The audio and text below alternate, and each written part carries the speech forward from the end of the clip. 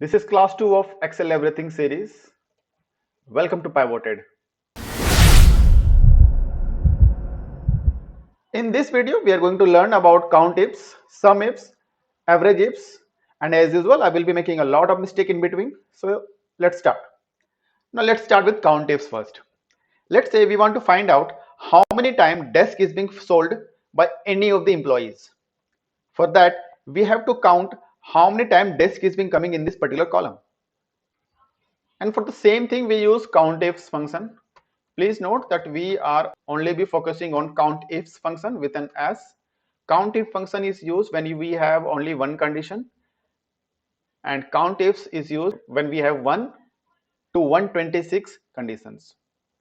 I hope this is clear.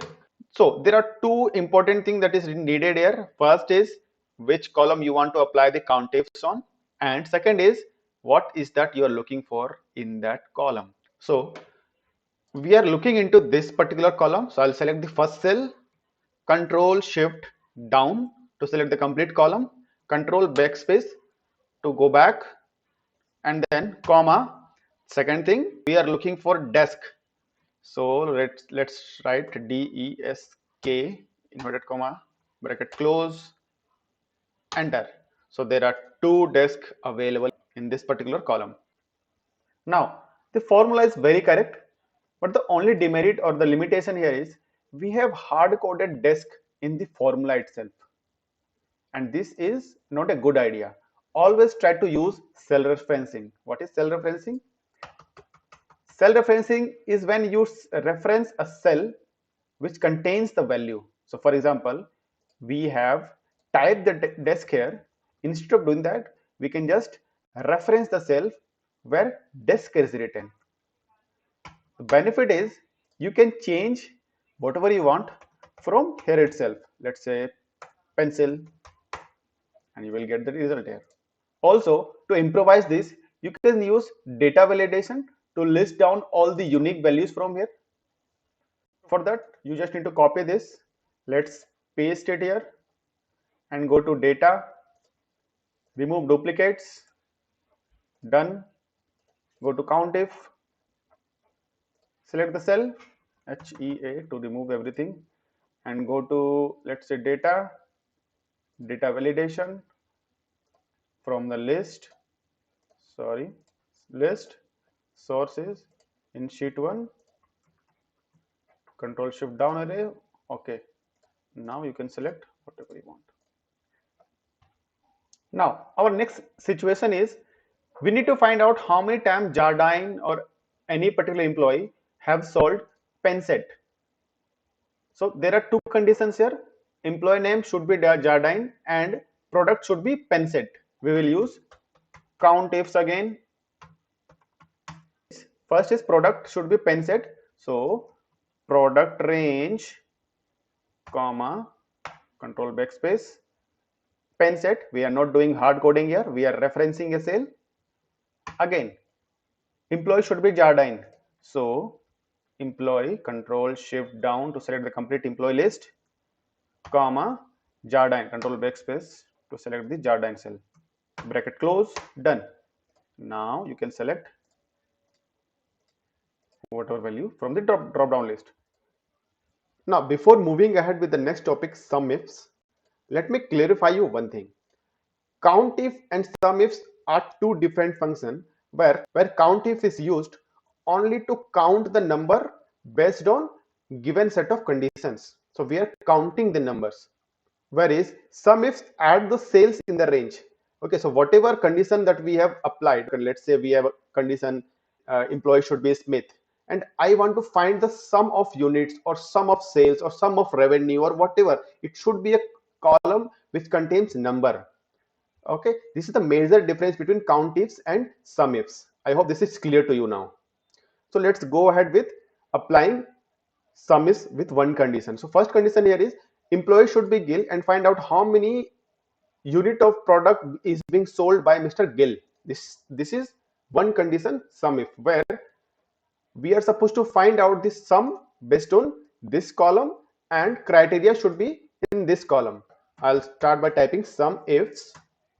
So first is sum range. So sum range is this column, control backspace, comma, criteria range will be this column, control backspace, comma, and the criteria is GIL, bracket close, enter. So there are 213 number of units being sold by Mr. Gill.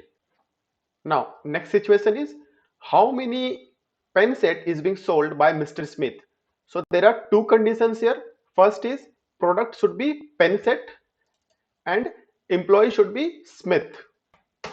Okay, I'll start by typing SUMIFS, and as usual sum range will be this one, control backspace, comma, criteria range. So there are two criteria. Employee should be Smith. From employee range, control backspace, comma, look for Smith, and from the product range, control backspace, comma, look for pen set, bracket close, enter. And there are no pen set is being sold by Mr. Smith. Let's change this to Andrews, and let's change the product to, let's say, binder. And yes, there are 28 items being sold, 28 items of binder being sold by Mr. Andrews. Now let's move ahead with the last topic, average ifs.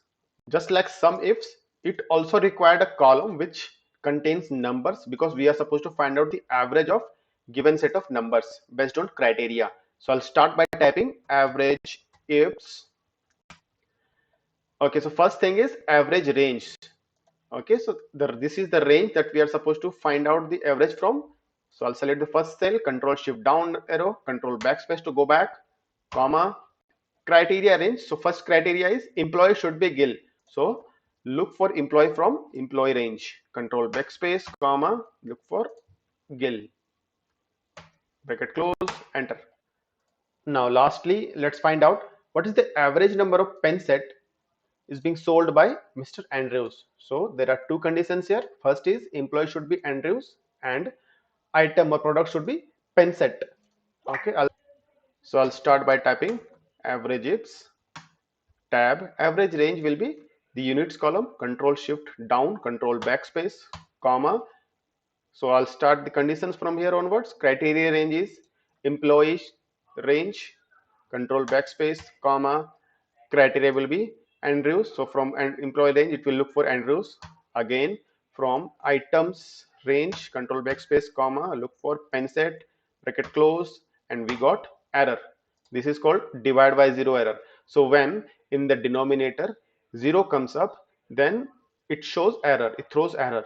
Okay, so in other words, it didn't found any of the value based on this given set of criteria. Now to handle this error, we can use if error function. So just type if error, start the bracket, put all the functions that we have used inside it. At the end, type comma, and in the inverted comma, type whatever statement that you want to show. For example, let's say I'll write no value found, bracket close, enter. So if there is no value available for this, it will show you no value found, or else the number will be shown. So that's all for COUNTIFs, SUMIFS and AVERAGEIFS. These are the most important topics that we need.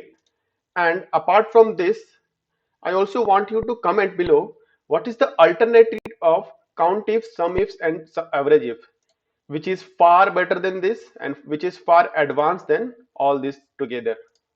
Let me know this in the comment. That's all for today. Thank you so much.